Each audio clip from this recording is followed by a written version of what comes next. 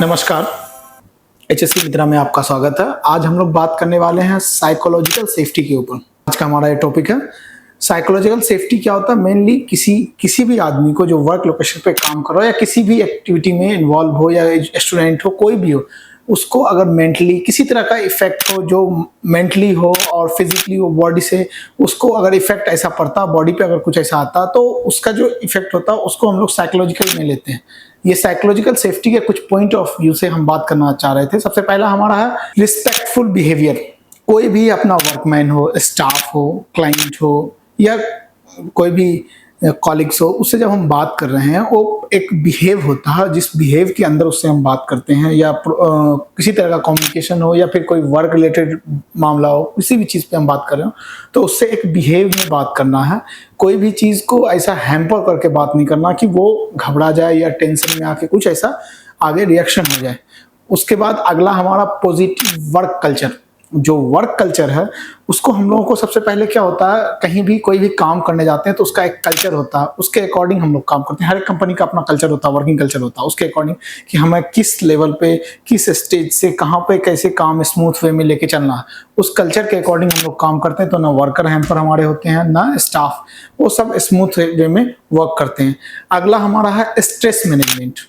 Stress management जो हम पहले ही आपको बात किए थे रिस्पेक्टफुल बिहेवियर में, वहां से ही स्ट्रेस मैनेजमेंट का जनरेट होता है। स्ट्रेस मैनेजमेंट में क्या होता है, जब कोई भी आदमी किसी भी लोकेशन में काम करने के लिए जा रहा है, उसको बहुत ज़्यादा प्रेशराइज कर देना कि ये वर्क है, आपको विद इन 2 आवर कंप्लीट करना। वो वर्क विद इन 2 आवर के अंडर कंप्लीट करने के लाइक नहीं, वो पॉसिबल नहीं है, लेकिन उसको प्रेशराइज कर देना, फोर्स दे देना उसके ऊपर, उससे वो स्ट्रेस में आ जाता है और वो ऐसा भी हो सकता है कि वो काम बिगड़ जाए या वो आदमी किसी को कुछ हार्म हो जाए। ज़्यादातर केसेस में यही होता है कि लोगों का हार्म हो जाता है जल्दबाजी में काम करने का, स्ट्रेस अगर आप देते हैं तो। अगला होता है मेंटल हेल्थ सपोर्ट। सपोज एक कोई आदमी साइट पे काम कर रहा, वो रेगुलर अगर कोई आदमी एक ही वर्क को, एक्टिविटी को अगर रेगुलर करता रहता तो उसमें उसका मेंटली वो आदमी हरास हो जाता। कोई भी आदमी थक जाता, एक तो बॉडी थकती है, उसके बाद मेंटली जब इंसान हरास होता तो फिर काम सही से एग्जीक्यूट नहीं हो पाता। चाहे वो ऑफिशियल वर्क हो, चाहे वो कंस्ट्रक्शन साइट हो या कोई भी वर्क हो, उसमें हम लोग प्रॉपर वे में वर्क नहीं कर पाते हैं।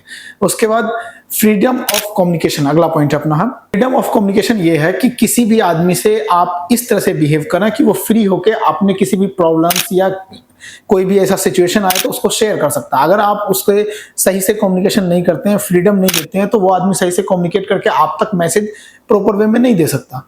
वहां पे अगर प्रेशराइज करके या फिर किसी अदर रीजन से, कि अगर किसी को आपने बहुत ज्यादा स्ट्रेस दे दिया या किसी को बहुत ज्यादा अलग तरीके से फोर्स कर दिया, तो वहां पे वो आदमी आपको सही से कम्युनिकेट नहीं करेगा, आपको उस चीज के बारे में पता नहीं चल पाएगा।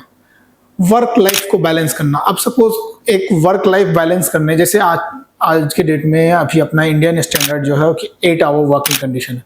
अगर आप किसी भी वर्कर को 8 आवर से एवर वर्क करवाते हैं या फिर वीक में 55 आवर वर्क का है प्रोसीजर, अगर उससे ज्यादा करते हैं तो उसका लाइफ का बैलेंस जो है वो बिगड़ जाता है।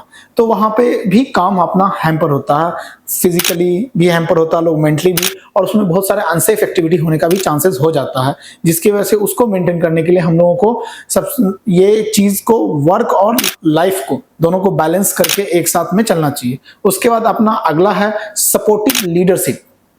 जो हमारे सुपीरियर लीडरशिप के लिए होते हैं, जो साइट को लीड करते हैं या किसी भी कंस्ट्रक्शन साइट को या फिर किसी ऑफिस को, तो वो वहां पे प्रॉपर वे में सही तरीके से अगर लीड करके सबको एक प्रॉपर सीक्वेंस में वर्क देके अगर आगे एग्जीक्यूट करवाते हैं, तो वहां पे भी एक प्रॉपर वे में वर्कलोड भी लोगों में डिस्ट्रीब्यूट हो जाता है और वो लोग स्मूथ वे में वर्क भी कर पाते हैं। अगर वही किसी एक पे ज्यादा हैम्पर हो जाए और कोई फ्री रहे, तो वहां पे भी लोगों के अंदर साइकोलॉजिकली डिसऑर्डर आ जाता कि क्या हमारे ऊपर वर्कलोड ज्यादा है, इसके ऊपर वर्कलोड कम है, वहां पे भी एक साइकोलॉजिकली डिसऑर्डर आ जाता है। तो हम लोग उसको भी मेंटेन करके अगर चलते हैं तो वहां पे भी हमारा इफेक्ट, वर्कलोड डिस्ट्रीब्यूट हो जाता है और वर्क अच्छे से एग्जीक्यूट हो पाता है।